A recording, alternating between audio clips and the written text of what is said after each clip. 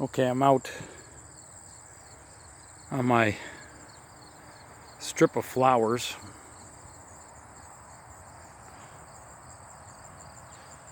I basically have Mexican sunflower zinnias and a couple variety of regular sunflowers. This orange one right here, that's a Mexican sunflower. And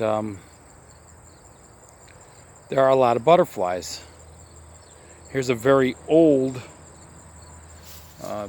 tiger swallowtail. Very old. It's a female. She's all tattered and beat up. I actually put her on those flowers. I was able to just grab her with my hand. And now that she's getting some nectar, she's doing better. But look at the tattered wings and the faded color. She's near the end of her life cycle.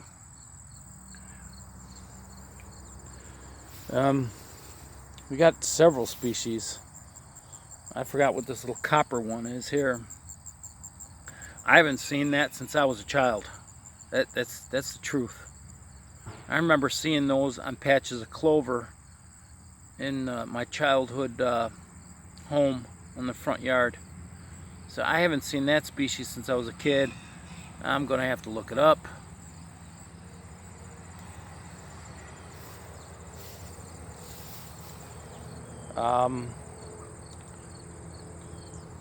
I think that's a painted lady, but I'm not sure. I've got to brush up. You know, I haven't seen butterflies in a long time, and the reason I'm making this video, when we got bumblebees, look at the bumblebees on the Mexican sunflowers. I guess they're not racist. Bumblebees aren't racist, I suppose. Hey, look at that. And look at them just doing their thing. Hey, some of my honeybees are out here too.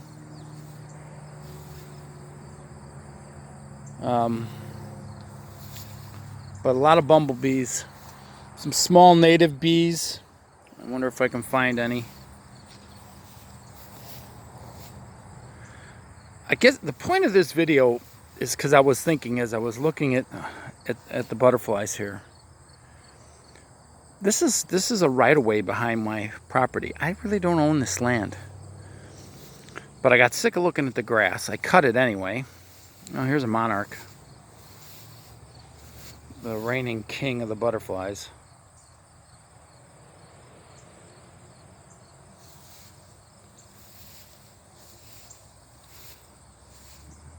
Always nice to see monarchs. I think that one's a male. Oh, he's really digging in. If you watch, look at the proboscis. Probing around and just diving deep in that flower. And that's a zinnia, by the way. So we got a bumblebee up here. We got all kinds of things going on in that one. Here we got two. Did I say they're painted ladies? I think those are painted ladies. There's two of them. There's another variety of sunflower. Don't know what that is, but the bumblebees definitely like it. Definitely like it. There are actually varieties of sunflower that don't produce pollen. If you're going to plant sunflowers, make sure you plant ones that produce pollen. And the point I was making with this was, look, if you want to really help the environment, stop sitting around complaining about global warming and be willing to be taxed to death for something you can't control. There's another monarch.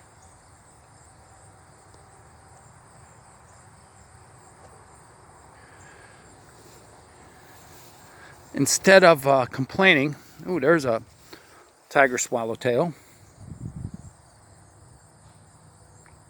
Healthy one, mind you. Ah, he's doing quite well. Looks good.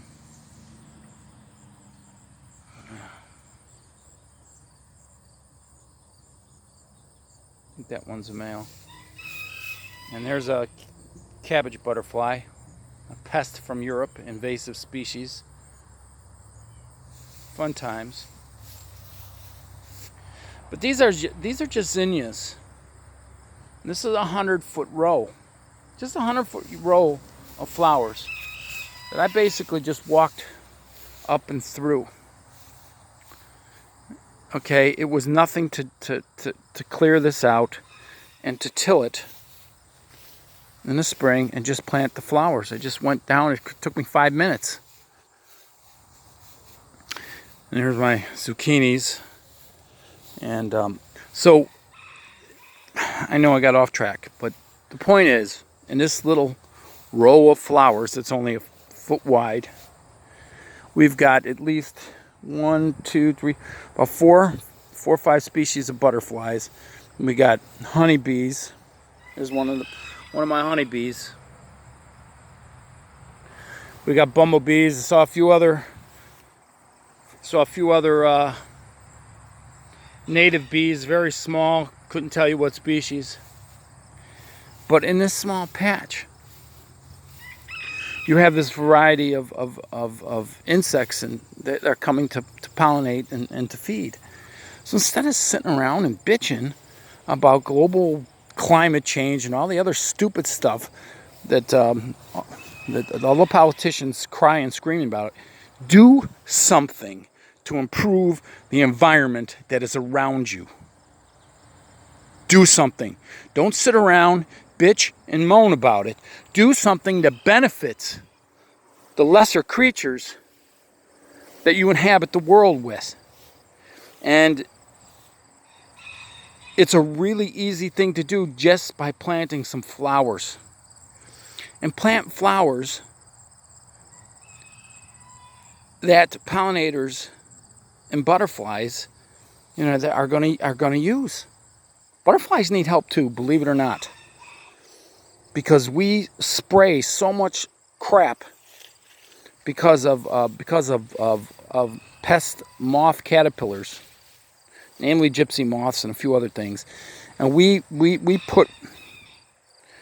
spray stuff to kill their caterpillars, and it affects everything that has larvae.